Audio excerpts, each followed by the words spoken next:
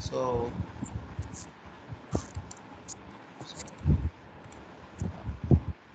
Tanti gold area tu. sorry. Kalau itu kurang empat kita ulang ulang. So yesterday we are discussing Ruby laser. Okay. So we'll quickly go through that Ruby laser again because some of the understand or some of them may not understand. So we'll see it that one. Is it clear my voice? Yes. Yes, sir. Okay, thank you. So say Ruby laser is a solid state laser. Okay, Ruby laser. Ruby laser. It is a solid state laser. Okay, solid state. Means solid state means here we will use the crystal. That's why solid material we will use to produce the laser beam. That is Ruby crystal means aluminum oxide and chromium ions. Okay, chromium ions. So why cannot you will get the laser with only one material? Why we are adding two material? Anyone please answer this one? Why we are adding? Why we are taking mixture of two crystals or two material? What is the reason? What could be the reason? Anyone? Okay. If you don't know, okay, leave it.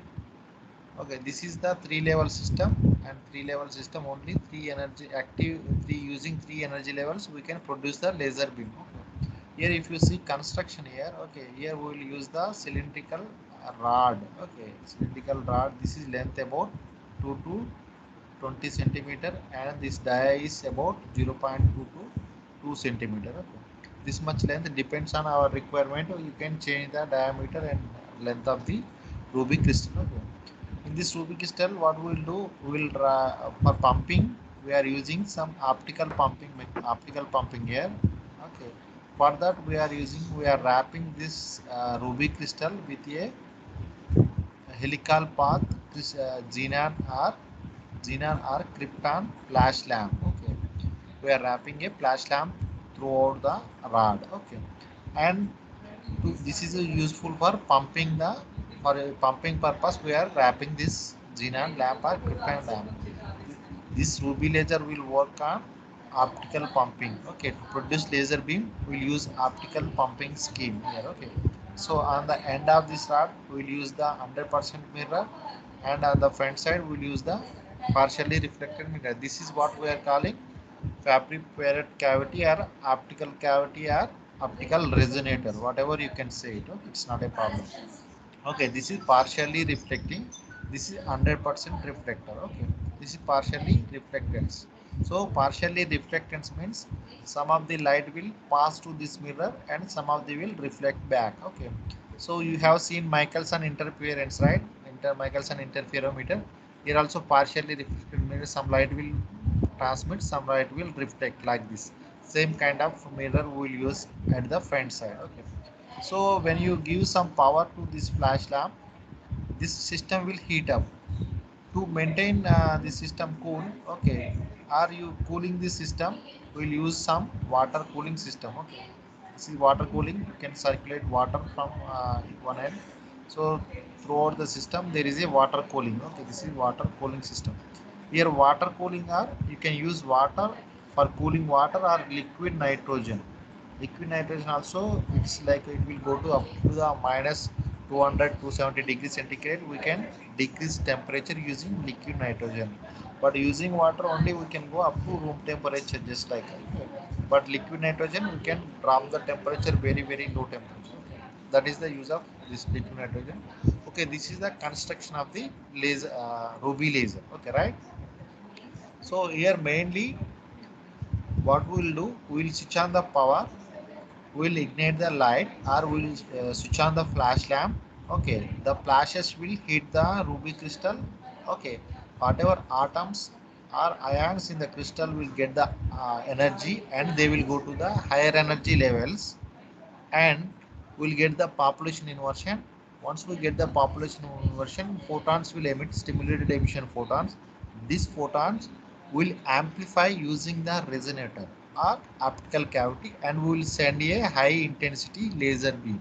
Okay, from the front side. Here you can use the switch. You can also put the switch here to control the laser beam. Okay, here you can add one more switch here. Okay, what is the use of switch? You can control the laser beam. Okay, you want to increase or decrease intensity, that you can do it. Okay, this kind of things you can do it. Okay, this is a simple construction of the ruby laser. Is it clear everyone, this construction? This is why I am repeating again.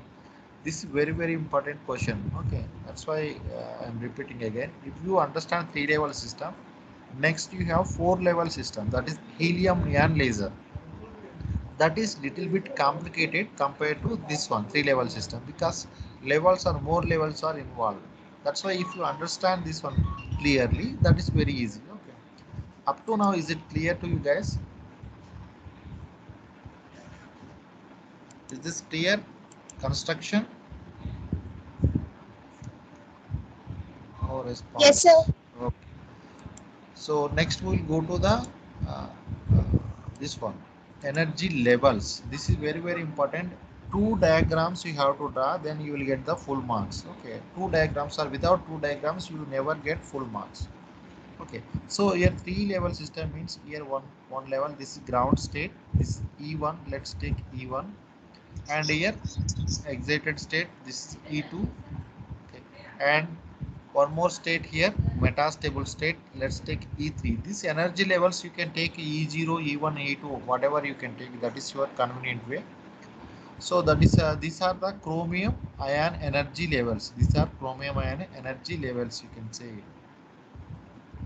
chromium ions energy levels. Okay, so here you have a this for understanding I am writing this one, just you can draw energy levels only, that's enough.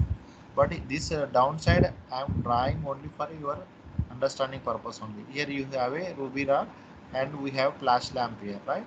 Flash lamp, and here you are giving it some power.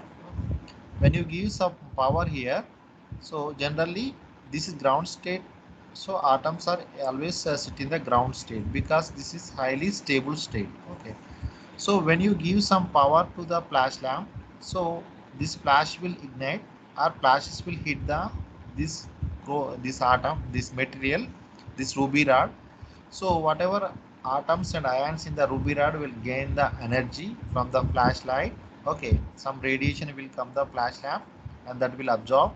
And atoms or ions, you can say here active elements are chromium ions. We have aluminum oxide and chromium ions, right? Here what are the active elements? Chromium ions are the active elements. Okay, so these chromium ions will absorb some light from this xenon or krypton flash lamp, and they will go to the excited state. Okay, so here we are using flash lamp, means this is a white light. So white light, it is having VIBGYOR, right? VIBGYOR. So VIBGYOR means all color will be there. So in this, our ruby rod will absorb green and blue only, because of the band gap. Okay, when we discussed in the semiconductor devices or optoelectronic devices, so when the material band gap is closely equal, or slightly greater than the photon energy, then this light will absorb. Suppose photon energy, suppose we are sending some photon energy. So I wait. Why this only observing green blue means, let's see, already we have discussed several times in third unit. So if you don't understand, also see, suppose you have a material, suppose any material, suppose silicon you have, right? Silicon band gap is 1.1 electron volts. So suppose Eg is 1.1, right? 1.1 electron volts. Suppose you are sending some light to this material, some photons you are sending. So if this photon should absorb in this material, for observing these photons, the photon energy should be greater than or equal to the 1.1 electron volts. Then only these photons will absorb in this silicon material. Okay, if it is much greater than uh, band gap of this band gap of the material, it is not useful, it will provide a heat. Okay, if it is less than band gap, the photons will not absorb, this will transmit. Okay, this will transmit. So the useful condition is the photons energy always slightly greater than or equal to the band gap of material, then only the photons will absorb in that particular material. If it is much higher, then it is heated, and if it is less than the band gap of that photon energy is less than band gap energy of material, then it will transmit, it will not absorb. So here also our ruby rod band gap is closely matched to this green and blue light. That's why only this will absorb green and blue light only. Okay, it will transmit other colors, only it will absorb this wavelength, particular wavelength only. Okay, is it clear why it is only taking blue and green light?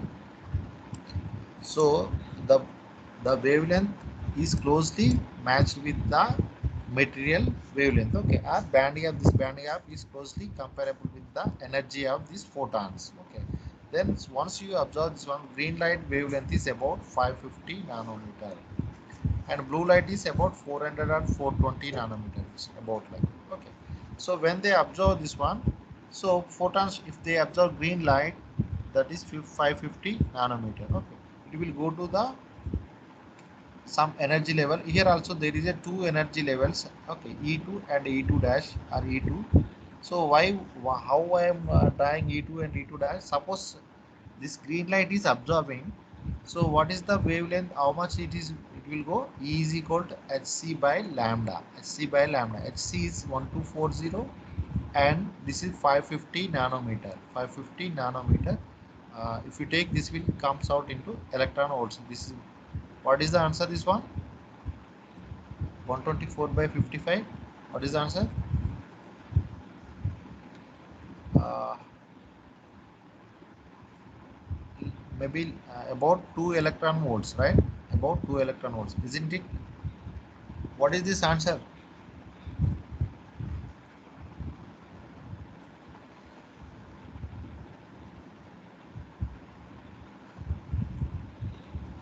So if you calculate energy for blue light, 1240 by 400 nanometer, what is this answer? 2.25 first one. First one 2.25. 2.25. Okay, second one 310, right? 3.1, I think. 3.1. So see, if you see, if that whatever atoms absorb green light, that electrons will move to up to 2.2 electron volts. Energy levels, these are the energy levels, 1, 2, 3, like that. These are electron volts, energy levels. If you take any atom, there are several energy levels. Okay, there is a splitting of these levels. So if that absorbing green light, where this will go, it will go up to this electron only, E2 level only, because this, if you observe green light, it will go up to E2 level only, because it is 2 electron volts. So if it is observing green light, it will not reach 3 electron volts, because that energy is not sufficient. That's why whatever ions observed after observing green light, it will reach only up to 2 electron volt range only.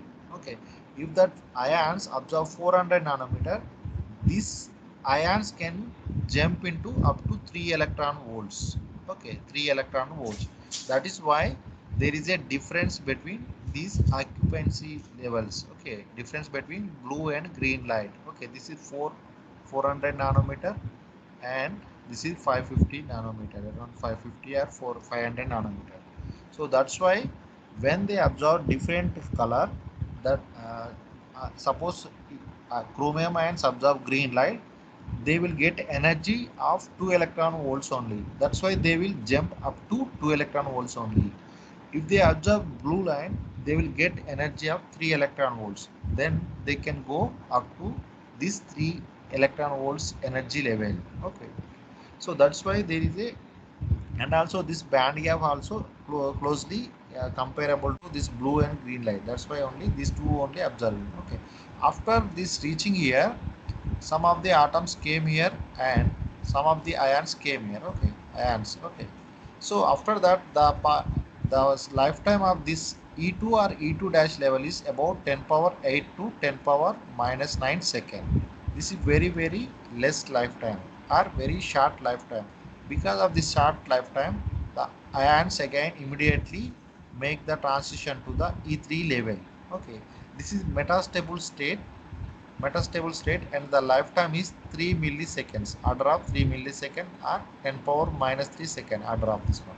So this is 3 millisecond and 10 power minus 9 second. So this is much higher than the E2 level. That's why ions will accumulate for some time here. Okay, accumulate some time here. After that, in the ground state, ions are less. In the excited state, E3 metastable state, ions are high. So we will get the population inversion between E3 and E1 level. E3 and E1 level. Just a second, please. We will get the population inversion between E3 and. Wait a second, please.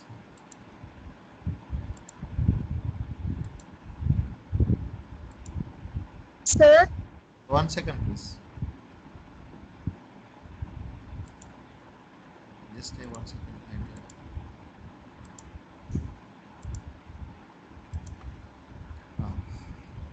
Any doubt or just disconnecting? That's why you asked me. sir, both E2 and E2 dash level will have a same lifespan. Yeah, yeah, same lifetime. Slightly it will change. It is changed slightly, 10 power minus 8 to 10 power minus 9. It may be changed, slightly changed, depends on energy levels, it will change. Okay, if you see, so how you know this lifetime? Suppose E is equal to h nu, right? E is equal to h nu. Nu is what? Here nu is frequency, right? Frequency is, you can write 1 by t, right? Can you write like this? Yes, sir. So depends on energy level, the lifetime also will change. This is maybe it's proportional. Okay, exactly not equal, proportional. So depends on energy, the lifetime will change, right? It is inversely proportional to the time, right? So ground state energy is less, so that's why lifetime is very high. E proportional to 1 by tau. Suppose let's take. Okay, if you take ground state, the energy is less, so lifetime is infinity. Suppose if you take E2 level, the again compared to E1 and E2 level, E2 level energy is higher, so this lifetime is slightly lower compared to T1. T2 is lesser. Okay, and in metastable state, that is in between the E2 and E3 dash. That's why here again the lifetime, if you see lifetimes of these states, tau1 is much greater than, okay, compared to tau2, and tau2 is much greater than tau3. Here tau1 is E1 energy level and tau2 is E2 energy level, tau3 is the E3 energy level. That's why when you sorry, this is E3, tau3, tau2. Okay, this is E3 and E2. Just wait, just a second, I will write again.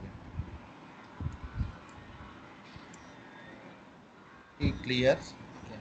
So ground state energy is the E1 and metastable state is E3 and excited state is E2. Here excited state lifetime is 10 power minus 8 to 10 power minus 9 second, right? In the metastable 10 power minus 3 second. This ground state, it's infinity or very high. Okay. So generally we know E is proportional to 1 by tau, right? Inversely proportional to the lifetime. Okay, so that's why it is ground state energy is very less. This E1 is very less, lifetime is very high. So right, and E3 is in between the E1 and E2, right? That's why here lifetime is T1. This T1 is much greater than T3 and much greater than T2. So T2 is the highest energy level, right? You see the diagram here, E2 dash is about 2 and 3 electron volts. E3 level is 1.5, around 1.5. If you see this energy level diagram, okay, where it is there, E3 level about below the 2 electron volts, above the 1 electron volts. So E3 energy is lesser than the E2 and E2 dash, right? That's why here if you see lifetime, E3 lifetime is higher compared to E2. Is it clear why they are having different lifetimes? Yes, sir. Depending on energy level, the lifetime will change. Okay, so E2 and E2 dash lifetime is very very high. That's why we are creating one more state which is having higher energy level, that is we are calling metastable state. Okay, so here also there is one more point you can see why we are mixing the two different materials. Okay, aluminum oxide and chromium ions. Suppose if you take any atom, suppose if you take silicon atoms, only few energy levels like this you have. Suppose if we add some other elements, suppose germanium or some gallium or some chromium, whatever, so each atom having different energy levels. If you add one more atom, there is a different energy levels for this atom. Okay, to create metastable state, we are adding different elements in the active medium. Why you now you got it right. So to create, if you take only one atom, there is a particular energy levels. If you take different atom, there is a different energy levels. Some of the energy levels having higher lifetime, some of the having lesser lifetime. So lesser lifetime states are using as a metastable states. That's why we are always taking a compound materials or mixed materials for active medium. Okay, so that is the reason. So now here see, after after gaining energy, these chromium ions jump into E2 or E2 dash depending on their available energy. This lifetime is very very less, 10 power minus 8 and 10 power minus 9. So because of this short lifetime, they will immediately jump into the metastable state, that is E3 level. So here this is spontaneous process. In this spontaneous process also photons will emit, right? This is spontaneous, photons will emit, and also this is non-radiative. So why we are calling non-radiative means there is no external photon is involved. If photons will emit by external photons, that is radiative. If photons themselves emit, that means it is a radiative. So once this will come, atom ions will accumulate in the metastable state. Now we will get the population inversion between E3 and ground state. Okay, E3 and E3 and E1 level. Okay, once we get population inversion between E3 and E1 level, now this part we will get the stimulated emission. These ions will come to the ground state by stimulated emission process. Okay, in this stimulated emission process, again photons will emit. Okay, photons will emit. So why they are coming to the ground state means this, whatever photons emitted in the spontaneous process, they will trigger these ions to come down to the ground state, or these spontaneous photons will trigger or stimulate the ions in the metastable state, and these ions will come to the ground state by releasing a stimulated photons. Okay, these photons we are uh, amplifying in the cavity or strengthening in the cavity, and we are sending out. Okay, we are focusing and we are increasing the intensity and coherence, and we are sending to the partially reflected mirror. Okay, this is the working of the three level system. Okay, here mainly uh, three levels will involve. Only if you take any atom, there are several energy levels, but these levels we are only consider three energy levels. Why? Because these only active states, active energy levels for producing the laser beam. That's why only whichever useful for lasing action, that only we are considering. Okay, remaining we are not drawing here. Okay, is this clear working of the laser? Any doubts here? Clear. If you have doubts, you can ask. So just see, very very simple here. First we are taking ground state and excited state, and one more middle. This is metastable state. The lifetime of this one T1 is very very high. This is E1 state, and this is E2 state, and this is E3 state or level, whatever you can say, that is same only. Here also you can write E0, E1, E2 also you can write. It's not a problem at all. Okay. So T1, T2 and T3. Here T1 lifetime is much much greater than T2, uh, T3 and T3 much greater than T2. Here energy is E2 is sorry, I can say E1 is much lesser than the E2, and E2 much lesser than E3, sorry, E3, and then much lesser than the E2. Okay, so E is inversely proportional to the lifetime. Okay, that is one more thing. So when you switch on the flash here, when you switch on the flash here, gene whatever ruby rod ions will get energy and they will go to the excited state. Okay, they will go to the excited state.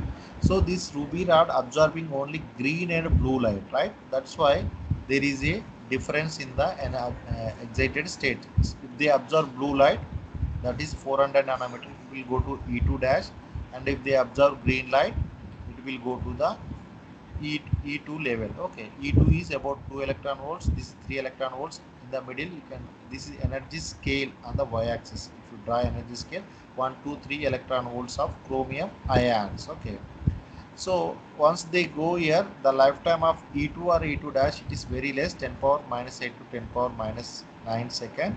Because of the short lifetime, they will immediately jump into the E3 level. This is metastable state. Here lifetime is 3 millisecond or order of 10 power minus 3 second. Okay.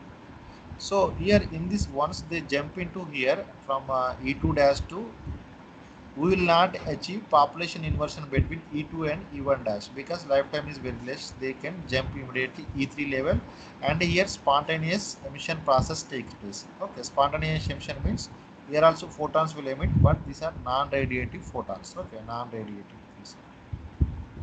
So once ions accumulate in the E3 level due to higher lifetime, and we will get the population inversion between E3 and E1 level.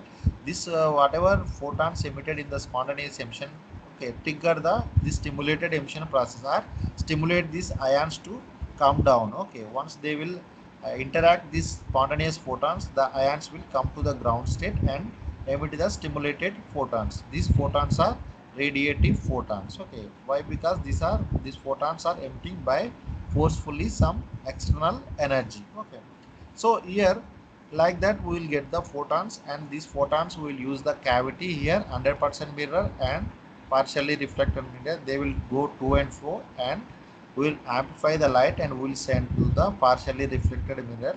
This is the high intensity very focused beam we will get. Okay, so in this laser beam, it is a pulsed laser beam. Okay, it is very important point. Pulsed laser beam will produce. Okay, this using this T-level system, we always get pulsed laser beam. Why? Because see here, when you are switching on flash here, one flash is came here. Okay, one flash, just like a one flash. When the flash hit the ruby rod, ions will go to the excited state and immediately come to the this E3 level, and we will get the population inversion. Suppose here 5 ions we are taking, 5 ions. Once you hit the flash, these 5 ions will go to the excited state. Suppose here 4, let's take here 2, some just like are taken 6 here. Okay, let's take 6 here, 2 and 4. Okay, these 6 ions went to the excited state. After that they came here. Okay, let's take here 6 ions came, and here 0 ions are there. So we will get the population inversion now.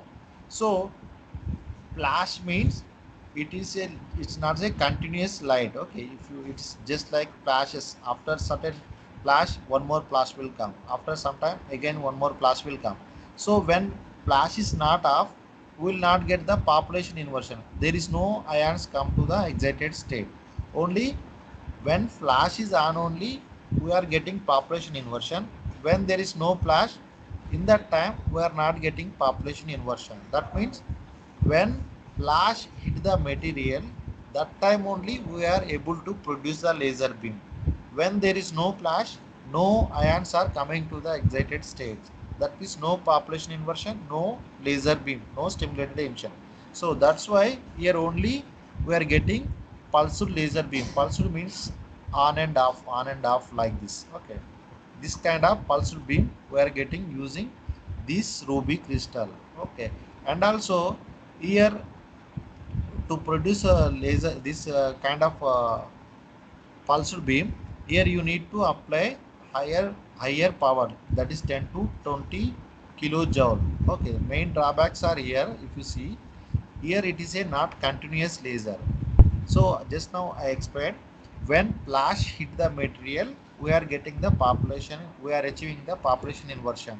When there is no flash, we are not getting the population inversion. Flash means you are switching on the this xenon lamp, it will come flash. Okay, 1 second this one, after a certain time this one. Okay, like this. There is a gap between first flash and second flash and third flash. So within this gap there is no population inversion. Only when flash hit the material we are getting population inversion. And laser beam, there is a gap between one first flash to second flash, or there is a gap between flashes, we will not get the population inversion. There is no population inversion, then we are not getting laser in the in this duration. That's why when flash is hitting we are getting laser beam. When there is no flash, there is no light. Okay, that's why it is a pulsar laser beam. This is one of the main drawback in Ruby laser. First one is this is pulsar laser beam. And here you required high power, high input power. You required high input power, okay, to produce the population inversion.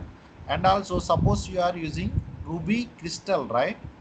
Crystal, suppose crystal, there is no 100% perfect crystal, there is a defects. Okay, crystal defects also affect the output of the laser beam. Crystal defects, this is one more thing.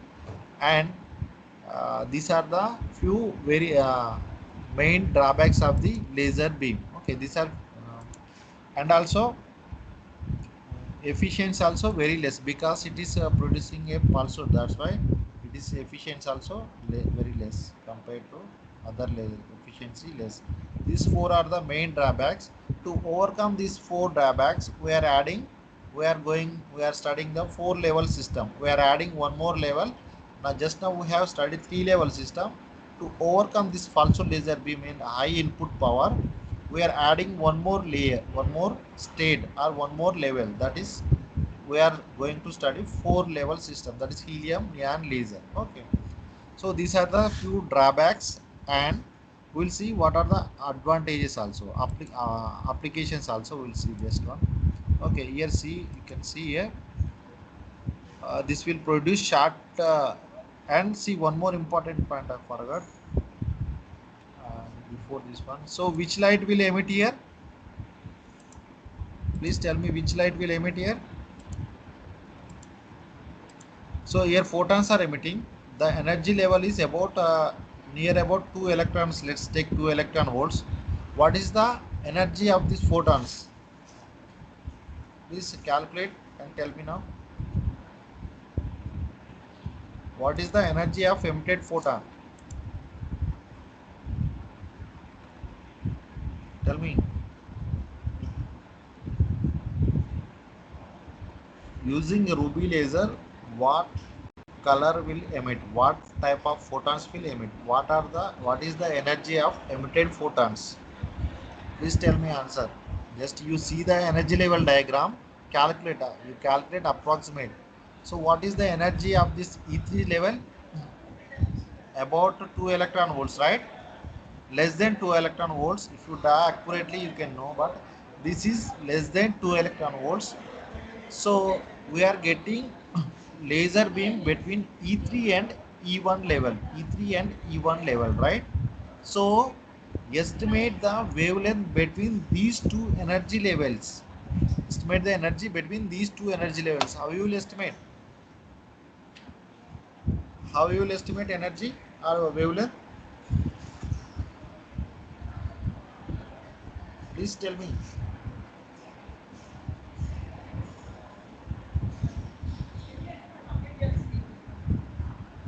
Are you listening? Yeah, yeah, that's great. So do it that one. Suppose that is about 2 electron volts. Okay, E3 level is 2 electron volts. E1 is 0. Okay, E1 is 0. So lambda is, just we know, E is equal to hc by lambda, right? So here E3 minus E1 is equal to hc by lambda. So we have to estimate lambda.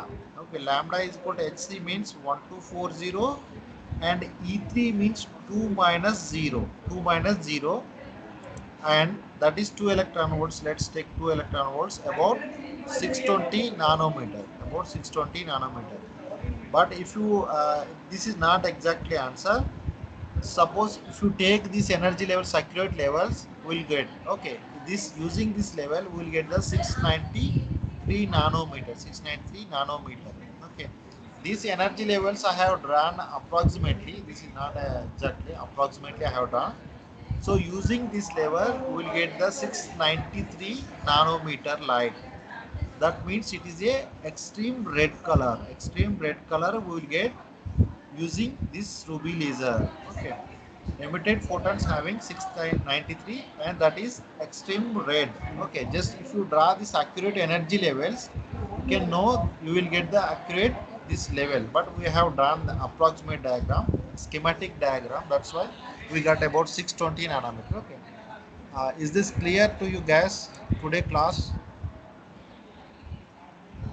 Any doubts?